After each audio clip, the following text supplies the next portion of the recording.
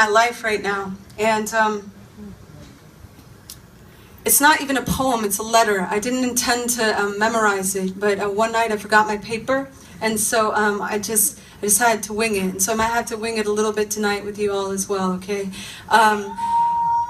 So I think of Facebook as sort of a lousy mortician that is trying to make us, desperately trying to make us all look more alive, more shiny, you know. And also when I think of social media or Facebook, I think of it as this place that can also surface a lot of real ugliness.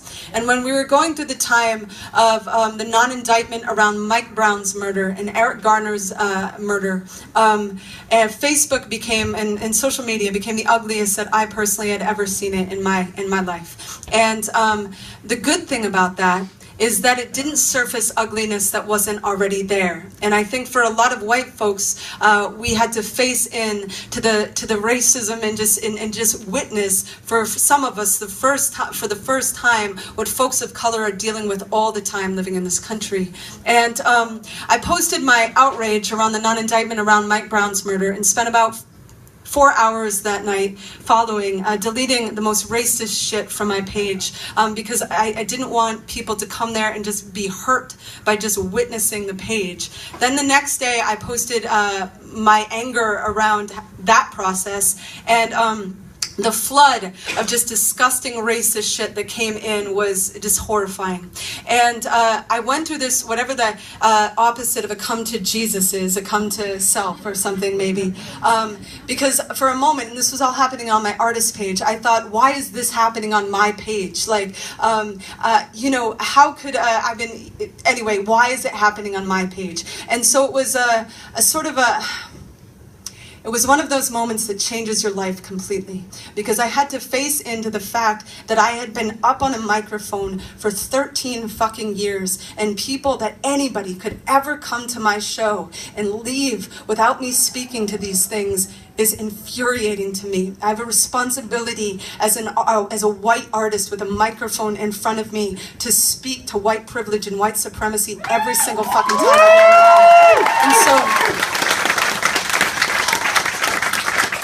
one of the things that was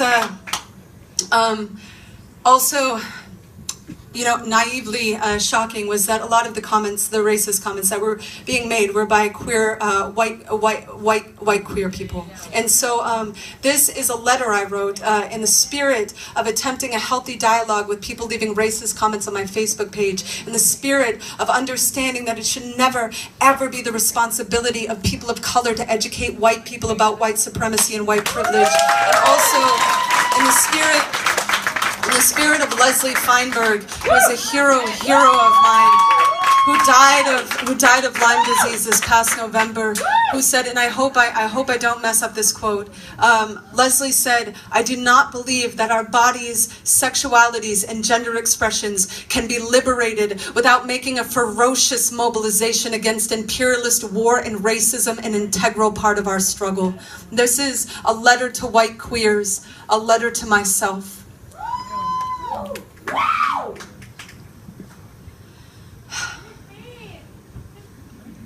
Another black man has been murdered in our streets, and I am white as a ghost, haunting my own grief, thinking, who am I to feel grief? Thinking, my God, who am I not to? I am writing to tell you about 1998, when Matthew Shepard, a young gay man from Laramie, Wyoming, was tied to a fence, beat with the butt end of a pistol till the skull cracked, left for 18 hours in Wyoming's frozen cold, his face entirely covered in blood, except for the places his tears had washed clean. I am writing to tell you I was in a coffee shop in Seattle holding my love's hand when I heard the news. The grief tsunamied from my eyes immediately down to my knees. I could feel them buckle, each one of them like a Bible belt snapping around the neck of an 18-hour scream. On the street outside the coffee shop, I could feel my last bit of unburied faith reach for the shovel in the dugout grave in my chest. I could feel my own mother kissing Matthew's forehead in a hospital where she knew even the doctors, God,